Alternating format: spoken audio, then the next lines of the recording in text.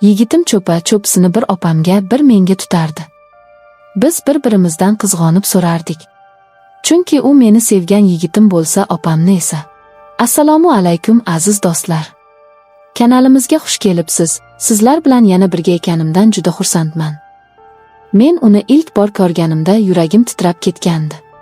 Har bir qarashi ichimni yonib ketayotgandek his qildirdi. Biz uzoq vaqt davomida sevishib yurdik, yashirincha, faqat ikkovimiz biladigan sirli olamda. Har bir uchrashuvimiz ehtiros, his va romantikaga to'la edi. Ammo taqdir o'z yo'lini tanladi. U, mening sevgan yigitim, kutilmaganda opamga uylanish qarorini e'lon qildi. O'sha paytda dunyo boshimga qulagandek bo'ldi. Ko'zimda yosh, yuragimda esa minglab savollar. U meni qattiq quchoqlab, "Seni unutolmayman, yuragimda doim sen bo'lasan", dedi. O'sha ondayoq tushundim, muhabbatimiz taqiqlangan, ammo haqiqiy. Bizning hikoyamiz hech kim bilmaydigan, faqat qalbimizda yashaydigan ehtirosli sir bo'lib qoladi. Har safar uni ko'rsam, yuragim yana titraydi. U boshqa birovning eri, lekin mening sevganim. Bizning muhabbatimiz taqiqlangan guldek yashirin, ammo juda go'zal. U kun hammasi birdaniga o'zgargan edi. To'y kuni yaqinlashar, u esa meni ko'rganida ko'zlarini yashira olmasdi. Men ham uni ko'rsam, yuragim gupillab urardi. Odamlar ko'p edi, lekin biz bir-birimizga qarashdan to'xtamasdik. Men bilardim, bu muhabbat endi faqat qalbimizda yashaydi. Lekin hislarimni ochira olmasdim. Har safar uning nigohi menga tushganda, ichimda yongan olov yanada kuchayardi. Bir kuni u meni yashirincha uchrashuvga chaqirdi. Shahar chekkasidagi eski bog'da, hech kim kelmaydigan joyda ko'rishdik. Yomg'ir tomchilari yaproqlarga urilib, bizning yuragimizdagi iztirobga hamohang bo'layotgandek edi. U meni quchoqladi. Juda qattiq. Go'yo hech qachon qo'yib yubormaslik uchun. "Men seni unutolmayman, sen mening yuragimsan", dedi u pichirlab. O'sha damlarda men o'zimni butun dunyo unutilgandek his qilardim. Faqat biz ikkovimiz, ehtiros va muhabbatimiz bor edi. To'ydan keyin ham bizning muhabbatimiz tugamadi. U opam bilan yashardi, lekin qalbi men bilan edi. Har kecha u menga yozar, hislarini yashira olmasdi. Men ham yozmasam yuragim yorilib ketgudek bo'lardi. Biz yashirincha uchrashardik. Ba'zan tong saharda, ba'zan kechasi oy nurida. Har bir uchrashuv ehtiros, sog'inch va mehrga to'la edi. Uning qo'llaridan chiqqan issiqlik hali hanuz tanamda qolib ketardi. Ammo har gal u ketganda yuragim ikki bo'linardi. Bir tomonda unga bo'lgan cheksiz muhabbat, ikkinchi tomonda esa vijdon azobi. Axir u endi opamning eri edi. Ko'zlarimdan yosh oqardi. O'zimga o'zim savol berardim, nega taqdir shunday? Nega bizning muhabbatimiz erkin bo'la olmaydi? Lekin yurak mantiqni eshitmasdi. U faqat sevgini his qilardi. Vaqt o'tgan sari bizning hikoyamiz yanada chuqurlashdi. Har uchrashuvimiz oxirgi uchrashuvdek qadrli bo'lar edi. Biz bir-birimizga so'z bermasdik, hech qanday va'da qilmasdik, chunki kelajagimiz noaniq edi. Lekin o'sha qisqa lahzalar biz uchun butun hayotga teng edi. Uning lablari mening lablarimda, qo'llari qo'llarimda. Atrofda esa sukut. Faqat yuraklarimizning urishi eshitilardi.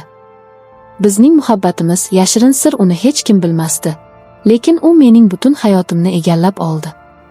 Ba'zan shunday o'ylardim, balki bir kun kelib u hammasini tashlab faqat meni tanlarmikin. Lekin bu faqat orzu edi, kim go'zal tuyg'u edi. Shaharda sokin tun edi. Derazam oldida o'tirib, oynadan tushayotgan oy nuriga qarab o'ylanardim. Yuragimda esa birgina his bor edi, sog'inch. Telefonim jimjit edi, lekin ichimdan bilardim, u albatta yozadi. Kutilmaganda telefon chirog'i yondi. "Men seni ko'rishni istayman", deb yozibdi u. Shu so'zlarni oqiboq yuragim tez ura boshladi. Unga qarshi chiqa olmadim, baribir borardim. Biz yana o'sha eski bog'da uchrashdik. Shamol barglarni shitirlatardi, havoda esa kuzning sovuq nafasi bor edi. Lekin uning quchog'i meni butun dunyodan himoya qilgandek edi. "Seni ko'rmasam yasholmayman, nega taqdir bizni ajratdi", dedi u titrab. Men esa boshimni uning ko'ksiga qo'ydim. Yurak urishi eshitilib turardi. O'sha urish mening hayotimning eng go'zal musiqasi edi. Biz bir-birimizdan uzoqlasha olmadik. Uning qo'llari yuzimni silardi, lablari esa mening lablarimga tegdi. Atrofda shamol, daraxtlar, tun qorong'usi. Lekin bizning olamimizda faqat muhabbat va ehtiros bor edi. O'sha onlarda vaqt to'xtab qolgandek tuyulardi. Har bir qarashida, har bir quchogida men o'zimni butunlay boshqa dunyoda his qilardim. Bu dunyo faqat bizniki edi. Ammo tong yaqinlashar, u ketishga majbur bo'lardi. Men esa qotib qolar, ko'zlarimdan yosh oqardi. Chunki bilardim, ertaga u yana opamning yonida bo'ladi. Bir kun kelib hammasi o'zgaradi, faqat sabr qil, derdi u meni ovutib. Men esa ichimdan yiglardim, qachon? Qachon biz erkin bo'lamiz?